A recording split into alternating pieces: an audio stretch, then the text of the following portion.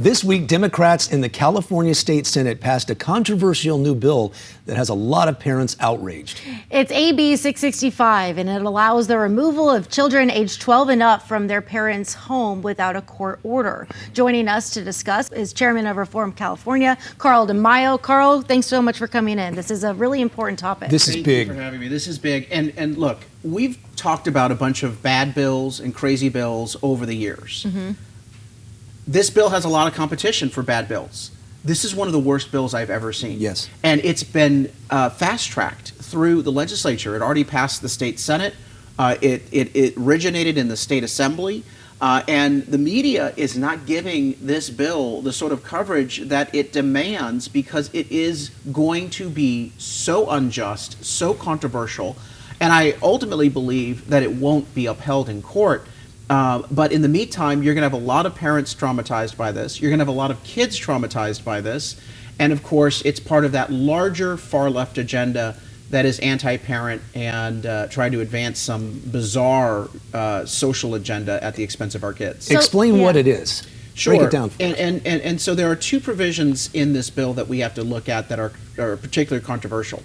Let me first start out by saying, in California, we have ample legislation already on the books it stretches back 80 to 100 years that allows the state to take kids out of abusive homes. We all support that. It's all necessary. We need tools to protect children. This would amend all of that legislation in two profound ways. Number one, it would remove the standard that requires that a therapist or a psychologist or a psychiatrist make a finding of credible fear or threat. Right now, in order to take a child out of a home, the professional has to document and prove that there's enough evidence that the child has been molested, abused, that they're a threat to themselves or others.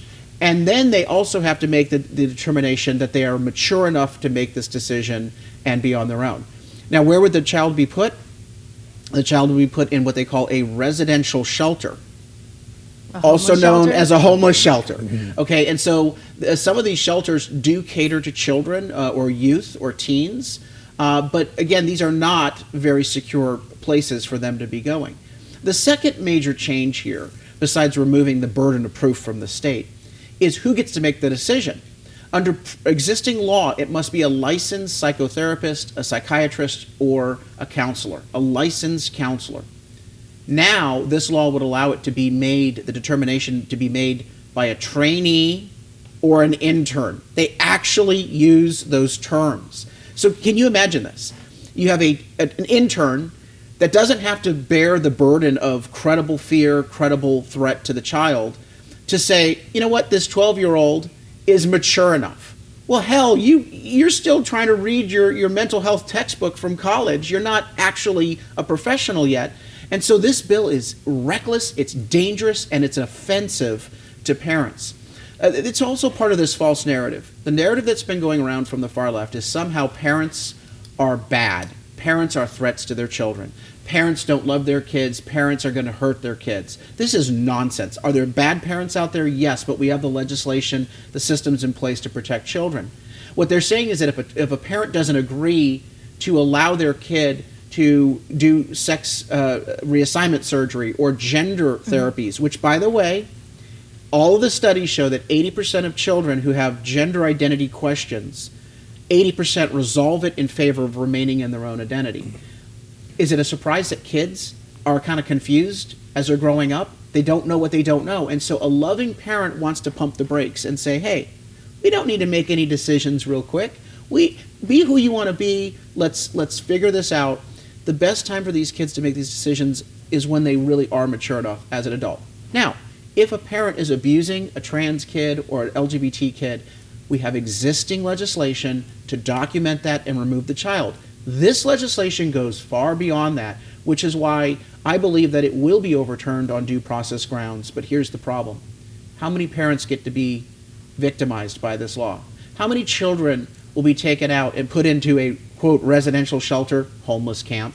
How many kids are going to get hurt? And these legislators, the Democrats supporting this bill, they don't care about the carnage. They don't care that it's illegal. They just need to showboat for their rabid, far-left LGBT activist groups who want to say that parents somehow are bad.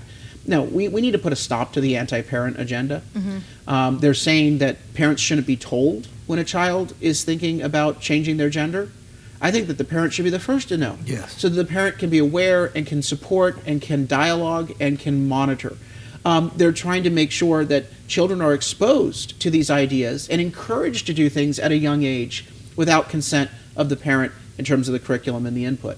We need to make sure that the curriculum goes back to the fundamental basics. And then finally, they're trying to weaponize the social service system through AB 665. We've got to stop this bill.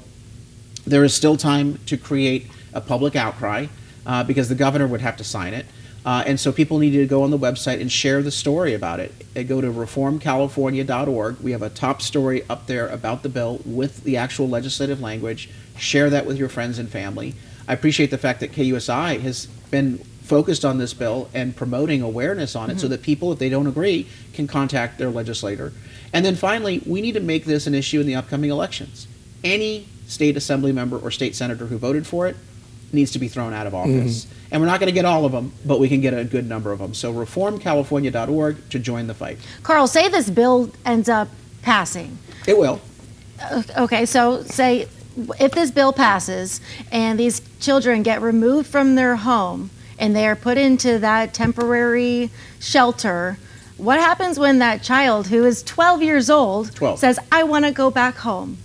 Well, you'll have all the LGBT rabid activists pushing back on that child, telling them what they're doing is exactly right. This is going to be a scary environment. Now, let me just be very clear. Gays and lesbians don't support this crap. They're offended by it. I know gay couples that have children. I know lesbian couples that have children. They say, I don't like the curriculum that they're trying to present in class. I don't like this bill.